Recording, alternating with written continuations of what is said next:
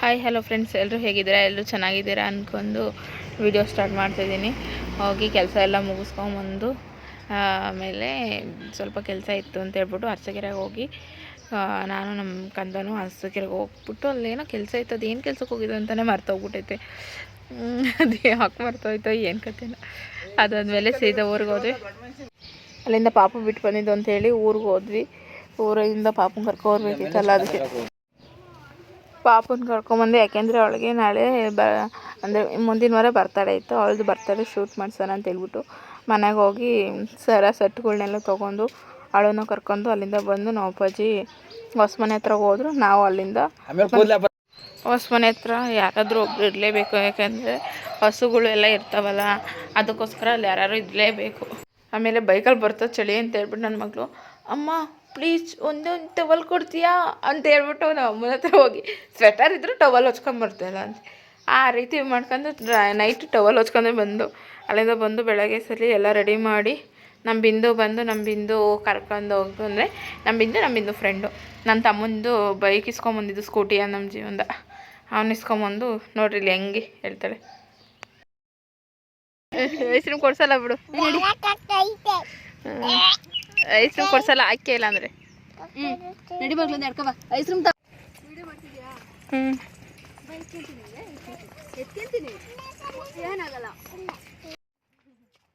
ಅವಳಿಗೆ ಏನನ್ನು ಪೂಸಿ ಮಾಡಿ ಮಾಡಿ ಮಾಡಿ ಮಾಡಿ ಅವಳಿಗೆ ಫೋಟೋ ಶೂಟ್ ಮಾಡಿದ್ದಾಯಿತು. ಆದರೆ ಒಂದು ಚೂರೂ ಚೆನ್ನಾಗಿ ಬರಲಿಲ್ಲ. ಯಾಕೆಂದರೆ ಎಲ್ಲದೂ ಹೋಗಿ ರೆಡಿ ಮಾಡ್ಕೊಂಡು ಕರ್ಕೊಂಡು ಹೋಗೋ ಎಲ್ಲ ಮುಖ ಫುಲ್ಲು ಎಲ್ಲ ಅಳಿಸ್ಕೊಬಿಟ್ಟಿದ್ಲು.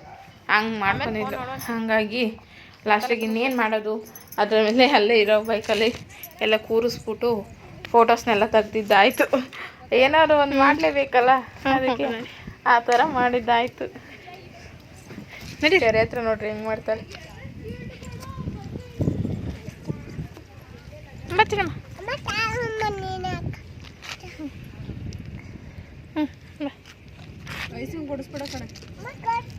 ಬೇಡ. ಅಲ್ಲಿಂದ ತಂದಿರೋ ಸೆಟ್ಗಳು ಎಲ್ಲನೂ ಬಟ್ಟೆಗಳು ಮತ್ತು ಇನ್ನೊಂದು ಬಟ್ಟೆ ಹಾಕಿದ್ದು ಅವ್ನ ಜೀವ ಕೊಡಿಸಿದ್ದಾನಂತಮ್ಮ, ಅವ್ನು ಕೊಡಿಸಿದ್ದಾನಲ್ಲ ಅಂತೇಳಿ ಅದರಲ್ಲಿ ಫೋಟೋ ಶೂಟ್ ಮಾಡಿದೆ. ಅದಾದಮೇಲೆ ಸೀದಾ ಮನೆಗೆ ಬಂದು ನನ್ನ ಫೋನ್ ರೀಚಾರ್ಜು ಖಾಲಿ ಆಯಿತು, ನನ್ನ ಫೋನು ಹಾಳಾಯಿತು. ಯಾಕೆಂದರೆ ನಮ್ಮ ಪಾಪು ಎತ್ತಾಕ್ಬಿಟ್ಲು. ತುಂಬ ದಿನದ ಆಸೆ ಕನಸು ಅಂದರೆ ನಾನು ಫೋನ್ ತೊಗೋಬೇಕು. ಅದರಿಂದ ಹೋಗ್ಬಿಟ್ಟು ಅಂದರೆ EMI ಮೇಲೆ ತೊಗೊಂಡಿರೋದು, ವಿವೋ ತೊಗೊಂಡ್ವಿ 5Gದು. ಆಮೇಲೆ ಡೆವಿಲ್ ಮೂವಿ ಸಿಕ್ಕಾಪಟ್ಟೆ ಎಲ್ಲ ಡೆಕೋರೇಷನ್ ಮಾಡಿಬಿಟ್ಟಿದ್ರು. ಅದಾದಮೇಲೆ ಡೆವಿಲ್ದನ್ನೆಲ್ಲ ನೋಡ್ಕೊಂಡು ಮೂವಿಗಂತೂ ಹೋಗೋಕ್ಕೆ ಆಗಿಲ್ಲ. ಅದರಿಂದ ಬಂದು ನೆಕ್ಸ್ಟ್ ದಿನ ನೈಟು ಬಟ್ಟೆ ತೊಗೊಬರೋಣ ಅಂತ ಹೋದ್ವಿ. ಯಾಕಂದರೆ ಅವಳು ಬರ್ತಡೇ ಅಲ್ವಾ, ಬಟ್ಟೆ ತೊಗೊಂಬರೋಣ ಅಂತ ಹೋಗ್ಬಿಟ್ಟು ಅವಳಿಗೆ ಬೇಕಾಗಿರೋ ಚಾಯ್ಸ್ ಅವಳೇ ತೊಗೋಬೇಕು. ಅಪ್ಪ ಮಗಳು ಇಬ್ಬರು ಸೇರಿಬಿಟ್ಟು ಕಲರ್ ಕಾಂಬಿನೇಷನ್ ನಾನೊಂದು ತೆಗೆದ್ರೆ ಅವರೊಂದು ತೆಗೆದ್ಬಿಟ್ಟು ಇದು ನನಗೆ ಅದು ಬೇಡ ಅಂತ ಹೇಳ್ಬಿಟ್ಟು ಅವ್ರಿಗೆ ಬೇಕಾಗಿರೋದನ್ನೆಲ್ಲ ತೊಗೊಂಬಿಟ್ಟು ಬಂದ್ವಿ. ಸ್ವಲ್ಪ ಊಟ ಮಾಡ್ಕೊಂಡು ಅಲ್ಲೇ ಬಂದ್ವಿ. ಮತ್ತು ನೆಕ್ಸ್ಟ್ ದಿನ ಇದು ಅವಳು ಬರ್ತಡೇ ದಿನ ನಮ್ಮೂರಲ್ಲಿ ಒಂದು ಸಾವಾಗಿದ್ದರಿಂದ ಏನಾಯಿತು, ಬೆಳಗ್ಗೆನೇ ದೇವಸ್ಥಾನಕ್ಕೆ ಹೋಗೋಕ್ಕಾಗಲಿಲ್ಲ, ಏನೂ ಇಲ್ಲ. ಅದಕ್ಕೆ ಬೆಳಗ್ಗೆ ಹೋಗಲ್ಲ. ಇನ್ನೇನು ಅವರು ಸತ್ತೋಗಿರೋದ್ರಿಂದ ಅವ್ರನ್ನ ತಗೊಂಡು ಊರಿಂದ ತೊಗೊಂಡು ಹೋಗೋವರೆಗೂ ಏನೂ ಮಾಡ್ಕೊಳಕ್ಕೂ ಆಗಲ್ಲ. ಅದಕ್ಕೆ ಅಂತ ಹೇಳ್ಬಿಟ್ಟು ನಾವೇನು ಮಾಡಿದ್ವಿ, ಬೆಳಗ್ಗೆಯಿಂದ ಏನು ಕೆಲಸನೂ ಮಾಡಿರಲಿಲ್ಲ, ಸುಮ್ಮನೆ ಸೈಲೆಂಟಾಗಿ ಮನೆಯಲ್ಲೇ ಇದ್ದಿದ್ದಾಯಿತು. ಅಲ್ಲಿ ಹೋಗಿ ಬಂದಿದ್ದಾಯಿತು.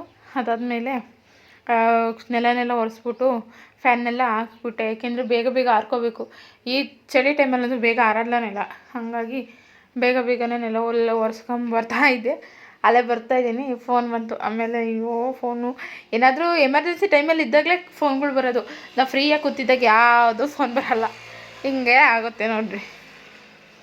ಆಮೇಲೆ ಫೋನಲ್ಲಿ ಮಾತಾಡ್ಕೊಂಡೇನೆಲ್ಲ ಒರೆಸ್ತಿದ್ದೆ. ನಮ್ಮ ಮನೇಲಿ ಏನು ಪ್ರಾಬ್ಲಮ್ ಅಂದರೆ ಇಲ್ಲಿ ಒಳಗಡೆ ನೆಟ್ವರ್ಕ್ ಸಿಗೋಲ್ಲ, ಅದೇ ಪ್ರಾಬ್ಲಮ್. ಅದಾದಮೇಲೆ ನಮ್ಮ ಫ್ರೆಂಡ್ ಬಂದಿದ್ದರು. ನಮ್ಮ ಫ್ರೆಂಡ್ ಬಂದು ಅವರು ಸ್ವಲ್ಪ ಹೆಲ್ಪ್ ಮಾಡಿ ಅವರು ಹೋದರು, ಆಫೀಸ್ ಹೋಗೋಕ್ಕಿದೆ ಹೋಗಬೇಕು ಅಂತ ಹೇಳಿದ್ರು. ಅದಾದಮೇಲೆ ನಮ್ಮ ಚಿಕ್ಕಪ್ಪ ನಮ್ಮ ತಂಗಿರಿಬ್ಬರು ಅವ್ರು ಬಂದಿದ್ದರು. ಅಲ್ಲಿಂದ ಎಲ್ಲವ ಮತ್ತು ಅವಳಿಗೆ ಅದೇ ಡ್ರೆಸ್ ಇಷ್ಟ ಆಯ್ತಂತೆ. ಅಮ್ಮ ನಾನು ಇದನ್ನೇ ಹಾಕ್ಕೊಂಡು ಕಣಮ್ಮ ಅಂತ ಹೇಳ್ಬಿಟ್ಟು ಅವ್ನ ಬಾಮ ಕೊಡ್ಸಿರೋದನ್ನೇ ಹಾಕ್ಕೊಂಡು ಅಲ್ಲಿಂದ ಊರೊಳಗೆ ಹೋಗ್ಬಿಟ್ಟು ಊರೊಳಗೆ ಆಂಜನೇಯ ಸ್ವಾಮಿ ದೇವಸ್ಥಾನ ಬಾಕ್ಲಾಕಿತ್ತು, ಅಲ್ಲೆಲ್ಲ ಪೂಜೆ ಮಾಡ್ಕೊಂಡು ಅಲ್ಲಿಂದ ಮನೆ ದೇವ್ರ ದೇವಸ್ಥಾನಕ್ಕೆ ಹೋದ್ವಿ. ಮನೆ ಧರ್ಮ ಮಾಸ ಅವತ್ತೇ ಸ್ಟಾರ್ಟ್ ಆಗಿರೋದ್ರಿಂದ ನಮಗೆ ಪೂಜೆ ಸಿಗೋಲ್ಲ ಅಂದ್ಕೊಂಡ್ವಿ. ನಾವು ಹೋದ್ವಿ, 500 ಬಂದರು. ಅಲ್ಲೆಲ್ಲ ಪೂಜೆ ಎಲ್ಲ ಮುಗಿಸ್ಕೊಂಡು ಆಮೇಲೆ ಕೇಕಿಗೆ ಆರ್ಡ್ರ್ ಕೊಟ್ಟಿದ್ದು. ಅಲ್ಲಿಂದ ಆ ಕೇಕ್ನೆಲ್ಲ ಇಸ್ಕೊಂಬಿಟ್ಟು ಮನೆಗೆ ಹೋಗೋಣ ಅಂತ ಹೇಳ್ಬಿಟ್ಟು ಬೇಗ ಬೇಗನೆ ಪ್ಯಾಕೆಲ್ಲ ಮಾಡಿಸ್ಕೊಬಿಟ್ಟು ಮತ್ತು ಮಿಕ್ಚರು ಸ್ಪ್ರೇ ಇನ್ನೇನು ಪ್ಲಾಸ್ಟರ್ ಎಲ್ಲ ಇದ್ದಿದ್ದೆ ಅದನ್ನೆಲ್ಲ ತೊಗೊಬಿಟ್ಟು ಅಲ್ಲಿಂದ ಸೀದಾ ಮನೆ ಕಡೆ ಹೊರಟ್ವಿ. ಅವರು ನನ್ನ ಫ್ರೆಂಡ್ ಇರಲಿಲ್ಲ ಅಂದಿದ್ರೆ ಅವತ್ತು ಸಿಕ್ಕಾಪಟ್ಟೆ ಹಿಂಸೆನೇ ಆಗ್ತಿತ್ತು. ಅವರೇ ಎಷ್ಟೋ ಎಲ್ಪ್ ಮಾಡಿದ್ರು ನಮಗೆ. ಅಲ್ಲಿಂದ ನಮ್ಮ ಆಂಟಿ ನಮ್ಮ ಅಜ್ಜಿ ಎಲ್ಲ ಬಂದರು. ಅಲ್ಲಿಂದ ಫುಲ್ ಆಟೋದಲ್ಲಿ ಮಾಡ್ಕೊಬಿಟ್ಟು ಸೀದಾ ಮನೆಗೆ ಬಂದು ಮನೆಯಿಂದ ನನ್ನ ಮಗಳಿಗೆ ಅಂದರೆ ಅವಳು ಹುಟ್ಟಿದ ದಿನ ಒಳ್ಳೆ ದಿನ ಅಂತೆ. ಅವಳು ಹುಟ್ಟಿದ ಟೈಮಲ್ಲಿ ಅದಕ್ಕೆ ಆ ದಿನ ಅಂದರೆ ಅವಳು ಬರ್ತಡೇ ದಿನ ದೇವರಿಗೆ ಅಥವಾ ಹಸುಗೆ ಧಾನ್ಯ ಪೂಜೆ ಮಾಡಿ ಕೊಡ್ರಿ ಅಂತ ಹೇಳಿದರು. ನಾವು ಯುಗಾದಿ ಹಬ್ಬದಲ್ಲಿ ನಮ್ಮ ತವ್ರ ಮನೇಲಿ ಧಾನ್ಯ ಪೂಜೆ ಮಾಡ್ತಾರೆ, ನಾವು ಅಲ್ಲಿಗೆ ಹೋಗ್ತೀವಿ. ಇಲ್ಲಿನ ಧಾನ್ಯ ಪೂಜೆ ಮಾಡೋದೇನೇನು ಅಭ್ಯಾಸ ಮಾಡ್ಕೊಂಡಿಲ್ಲ, ಅಂದರೆ ಅವ್ರು ಮಾಡಿಲ್ಲ ಯಾವತ್ತೂ. ಅದಕ್ಕೆ ನಾನು ಮಾಡೋದು ಬೇಡ ಅಂತ ಸುಮ್ಮನಾಗಿದ್ವಿ. ನಮ್ಮೂರಲ್ಲೇ ಮಾಡ್ತೀವಲ್ಲ ಅಲ್ಲಿಗೆ ಹೋಗ್ತಿದ್ವಿ.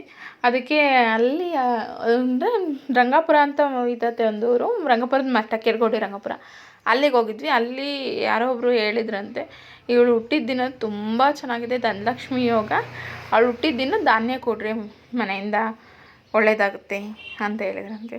ಅದಕ್ಕೆ ನಾವು ಅಲ್ಲಿ ಹಸುವಿಗೆಲ್ಲ ಧಾನ್ಯ ಕೊಡೋಣ ಅಂತ ಹೇಳಿದ್ರೆ ಅವಳನ್ನ ಕರ್ಕೊಂಡೋಗಿ ಪೂಜೆ ಮಾಡಿಸಿ ಧಾನ್ಯ ಎಲ್ಲ ಕೊಟ್ಬಿಟ್ಟು ಅಲ್ಲಿಂದ ಮನೆಗೆ ಬಂದು ಅವಳು ಅಲ್ಲೂ ಡ್ರೆಸ್ ಚೇಂಜ್ ಮಾಡಲಿಲ್ಲ. ಡ್ರೆಸ್ ಚೇಂಜ್ ಮಾಡಪ್ಪ ಹೋಗ್ಬಿಟ್ಟು ಹಸುಗೆ ಧಾನ್ಯ ಕೊಟ್ಟು ಬಂದು ನಂಗೆ ಅದೇ ಬೇಕು ಅಂತ ಅದರಲ್ಲಿ ಇದ್ಲು. ಆಮೇಲೆ ನಾನು ನನ್ನ ಕಂದ ಫುಲ್ಲು ಅಡುಗೆ ಕೆಲಸ ಅದು ಇದು ಎಲ್ಲ ಮಾಡ್ತಿದ್ದು. ನನ್ನ ತಂಗಿರೆಲ್ಲ ಡೆಕೋರೇಷನ್ದೆಲ್ಲ ಮುಗಿಸಿದ್ರು. ಡೆಕೋರೇಷನ್ ಈ ಸಲ ಏನು ಗ್ರ್ಯಾಂಡಾಗಿ ಮಾಡಿಸಿಲ್ಲ, ಸಿಂಪಲಾಗಿ ಡೆಕೋರೇಷನ್ ಮಾಡಿದ್ವಿ. 2 ವರ್ಷ ಡೆಕೋರೇಷನ್ ಮಾತ್ರ ಸೂಪರಾಗಿ ಮಾಡಿದ್ವಿ. ಈ ವರ್ಷ ಸಿಂಪಲಾಗಿ ಡೆಕೋರೇಷನ್ ಮಾಡಿ ಒಂದು ಬ್ಯಾನರ್ ತೊಗೊಂಬಂದು ಬ್ಯಾನರ್ ಹಾಕಿದ್ವಿ. ಅದಾದಮೇಲೆ ನನ್ನ ತಂಗಿರೆಲ್ಲ ವೀಡಿಯೋ ಮಾಡಲಿ ಅಂತ ಹೇಳಿ ಅವ್ರ ಕೈಲೇ ಫೋನ್ ಕೊಟ್ಟಿದ್ದೆ. ನಮ್ಮ ಕಂದಂತೂ ಫುಲ್ ಅಡುಗೆದೆಲ್ಲ ಅವ್ರದ್ದೇ ಅಡುಗೆ ಆಗಿತ್ತು. ಏನು ಮಾಡಿಸಿದ್ವಿ ಅಂದರೆ ಕೇಸರಿಬಾತ್ ಮಾಡಿಸಿದ್ವಿ, ಮೊಸರನ್ನ ಮತ್ತು ಚಿತ್ರಾನ್ನ ಮಾಡಿಸಿದ್ವಿ. ಸ್ವೀಟ್ಗೋಸ್ಕರ ಕೇಸರಿಬಾತ್ ಮಾಡಿಸಿದ್ವಿ. ಕೇಕ್ ಇರುತ್ತಲ್ಲ, ಕೇಕ್ ಜೊತೆ ಸ್ವಲ್ಪ ಆಗುತ್ತೆ ಅಂತ ಹೇಳ್ಬಿಟ್ಟು. ಆಮೇಲೆ ನನ್ನ ತಂಗಿರು ಎಲ್ಲ ಸೇರಿಸಿ ಎಲ್ಲ ಡೆಕೋರೇಷನ್ ಎಲ್ಲ ಬೇಗ ಮಾಡ್ಕೊಂಡಿರೋದ್ರಿಂದ ಅದು ಬೇಗ ಆಯಿತು. ಇಲ್ಲಾಂದರೆ ಇನ್ನೂ ಲೇಟಾಗಿದ್ದು. ಮತ್ತು ಅವ್ರು ಸತ್ತೋಗಿರೋದ್ರಿಂದ ನಮಗೆ ಅವಾಗ ಏನು ಮಾಡೋಕ್ಕಾಗಲ್ವಲ್ಲ, ಅದರಿಂದ ಸ್ವಲ್ಪ ಲೇಟಾಗಿಬಿಡ್ತು. ಇಲ್ಲಾಂದರೆ ನಮ್ಗೆ ಬೇಗನೆ ಮುಗ್ದೋದು. ತುಂಬ ಜನ ಏನು ಬಂದಿರಲಿಲ್ಲ, ಯಾಕೆಂದರೆ ಎಲ್ಲ ಅವತ್ತು ತಾನೇ ಹಂಗಾಗಿರೋದ್ರಿಂದ ಯಾರು ಅಷ್ಟೊಂದು ಜನ ಬಂದಿರಲಿಲ್ಲ ಈ ಕಡೆ. ಅಲ್ಲೇ ಮನೇಲೇ ಇದ್ದರು. ಮತ್ತು ಲೇಟ್ ನೈಟ್ ಆಗಿಬಿಟ್ಟಿತ್ತು. ಅಲ್ಲೇ 9 ಗಂಟೆ 10 ಗಂಟೆಗೆ ಬಂದಿತ್ತು. ಆಮೇಲೆ ನಮ್ಮ ಕಂದನ ಫ್ರೆಂಡ್ಸ್ ಬಂದಿದ್ದರು. ತುಂಬ ಥ್ಯಾಂಕ್ಸ್ ಹೇಳ್ತೀನಿ. ಅವರು ಪಾಪ ಅವರು ಬಂದು ನಾವು ಬೇಗ ಬರೋಕ್ಕೆ ಕೇಳಿದ್ವಿ ಅವರಿಗೆ. ಅವರು ಹಂಗಿದ್ರು ಬೇಗ ಅಂದರೆ ಸ್ವಲ್ಪ ಲೇಟಾಗಿ ಬಂದರು. ಆದ್ರೂ ನಮ್ಮದೇ ಇನ್ನೂ ಫುಲ್ ಲೇಟ್ ಆಗೋಯ್ತು. ಆದರೂ ಪಾಪ ಅಡ್ಜಸ್ಟ್ ಮಾಡ್ಕೊಂಡು ಇದ್ದರು. ಆಮೇಲೆ ನನ್ನ ಫ್ರೆಂಡ್ ಬಂದಾದಮೇಲೆ ನನ್ನ ಆಂಟಿರು ನಮ್ಮ ತಂಗಿರು ಅವ್ರದ್ದೆಲ್ಲ ಕೇಕ್ ಸೆಲೆಬ್ರೇಷನ್ ಅವ್ರು ಮಾಡ್ಕೊತಿದ್ರು. ನಾವು ಊಟ ಕೊಟ್ಬಿಡೋಣ ಬೇಗ ಅಂತ ಹೇಳ್ಬಿಟ್ಟು ಅದನ್ನು ಮಾಡ್ತಾಯಿದ್ವಿ. ಆವಾಗಲೇ ಫಸ್ಟ್ ಇಟ್ಕೊಂಡಿಲ್ಲ ಆ ಡ್ರೆಸ್ಸು. ಇವರು ರೆಡ್ ಕಲರ್ ಸ್ಯಾರಿ ಹಾಕಿದ್ರಲ್ಲ ಅವ್ರಿಗೆ ತಂದಿದ್ದು. ಇದು ನಾವು ತಂದಿರೋ ಫ್ರಾಕು. ಅವತ್ತು ಅಂದರೆ ಈ ಪಿಂಕ್ ಕಲರ್ಗೆ ಮ್ಯಾಚ್ ಆಗ್ತಿತ್ತಲ್ಲ, ಅದಕ್ಕೆ ಫಸ್ಟ್ ಅದನ್ನೇ ಹಾಕಿ ಸಕ್ಕತ್ತಾಗಿ ಕಾಣಿಸ್ತಿತ್ತು ಅದು ಅಂತೂ ಫ್ರಾಕು. ಅದನ್ನೆಲ್ಲ ಮಾಡಿಸಿ ಆಮೇಲೆ ಅವರು ನಮ್ಮ ಕಂದವ್ರ ಫ್ರೆಂಡಿಗೆಲ್ಲ ಊಟಕ್ಕೆಲ್ಲ ಅವ್ರಿಗೆ ಕೊಡ್ತಾಯಿದ್ವಿ. ಇವರೆಲ್ಲ ಫೋಟೋಶೂಟೆಲ್ಲ ಮಾಡ್ಕೊಂಡು ಬಂದಿರೋರಿಗೆಲ್ಲ ಕೇಕೆಲ್ಲ ಮತ್ತು ಆಗ ಮಿಕ್ಚರು ಎಲ್ಲ ಹಾಕ್ಕೊಡ್ತಾಯಿದ್ರು. ನಮ್ಮಮ್ಮ ಅವಳಿಗೆ ಅಂತ ಹೇಳ್ಬಿಟ್ಟು ಚೈನ್ ತೊಗೊಂಬಂದಿತ್ತು. ಏಕೆಂದರೆ ಡೈಲಿ ವೇರ್ ಚೈನ್ ಇರಲಿಲ್ಲ, ಡಬಲ್ ಗೆಜ್ಜೆ ಚೈನೇ ಹಾಕಿದ್ವಾ ಅವಳಿಗೆ. ಅದಕ್ಕೆ ಎಲ್ಲ ನೋಡಿದವರೆಲ್ಲ ಅವಳು ತುಂಬ ಸಣ್ಣ ಇದ್ದಾಳೆ, ಡಬಲ್ ಗೆಜ್ಜೆ ಚೈನು ಫುಲ್ ಕಾಲೇ ತುಂಬೋಗುತ್ತೆ, ಜಾಸ್ತಿ ಆಗುತ್ತೆ, ಹೆವಿ ಆಗುತ್ತೆ ಅನ್ನೋರು. ಅದಕ್ಕೆ ಅದನ್ನೆಲ್ಲ ತೆಗೆದುಬಿಟ್ಟು ನಮ್ಮಮ್ಮ ಹೊಸ ಚೈನ್ ತೊಗೊಂಡಿತ್ತು. ಅದನ್ನೆಲ್ಲ ಹಾಕ್ಬಿಟ್ಟು ಆಮೇಲೆ ಬಂದಿರೋ ಮಕ್ಳುಗಳಿಗೆಲ್ಲ ರಿಟರ್ನ್ ಗಿಫ್ಟ್ ಅಂತ pack of pencil, eraser, sharpener ಈ ಥರ ಇರುತ್ತಲ್ಲ, ಆ ಥರ ಪ್ಯಾಕ್ ತೊಗೊಂಬಂದಿದ್ದೆ.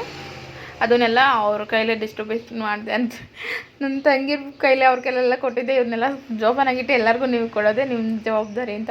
ಯಾಕೆಂದರೆ ನಾನು ನನ್ನ ಫ್ರೆಂಡು ಎಲ್ಲ ಊಟಕ್ಕೆ ಇರ್ತಿದ್ವಿ. ಆಮೇಲೆ ಇನ್ನೊಂದಿತ್ತು, ಅದು ವೀಡಿಯೋ ಎಲ್ಲಿ ಮಿಸ್ ಆಗಿದೆ ಅಂತ ಗೊತ್ತಿಲ್ಲ. ಆ ವಿಡಿಯೋ ಒಂದು ಆ್ಯಡ್ ಮಾಡ್ತೀನಿ, ಲಾಸ್ಟಿಗೆ ಆ್ಯಡ್ ಮಾಡ್ತೀನಿ.